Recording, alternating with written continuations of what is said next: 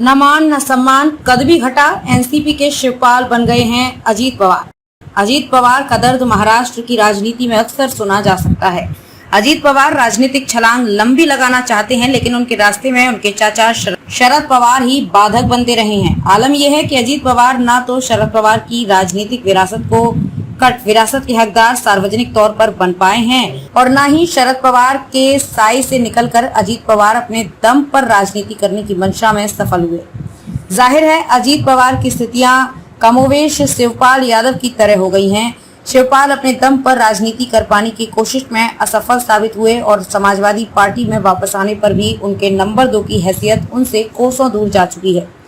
अजीत पवार की हालत सपा के शिवपाल जैसी होती जा रही है। शिवपाल सिंह यादव अपने भाई और दिवंगत नेता मुलायम सिंह की राजनीतिक विरासत को संभालने की इच्छा जरूर रखते थे, लेकिन इस कवायद में शिवपाल सिंह यादव को लेने की देनी पड़ी है। ये बात और है कि मुलायम सिंह से बगावत की इच्छा शिवपाल सिंह यादव की कभी नहीं रही थी, लेकिन अजीत पवार तो हर हाल में या तो पवार की राजनीतिक विरासत को संभालने की जल्दी में दिखे हैं या फिर अलग राह अपनाकर शरद पवार की तरह कद्दावर नेता।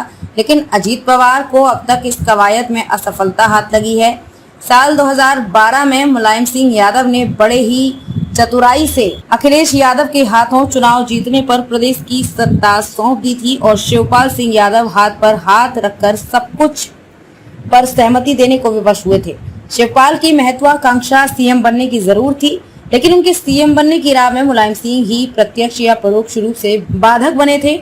अजीत पवार की भी यही इच्छा सालों से दबी हुई है और जब अजीत पवार अपने लिए संभावनाओं की तलाश करते हैं, शरद पवार उसमें रोड़ा साबित होते रहे हैं। इतना ही नहीं, इस बार तो संगठन में भी अजीत पवार हाशिए पर धकेले गए हैं। संगठन पर मजबूत पकड़ रखने की चाह रखने वाले शिवपाल यादव को भी साल 2016-17 में अखिलेश यादव ने समाजवादी पार्टी के राष्ट्रीय अध्यक्ष पद पर कब्जा जमाकर उन्हें गहरा झटका दिया था।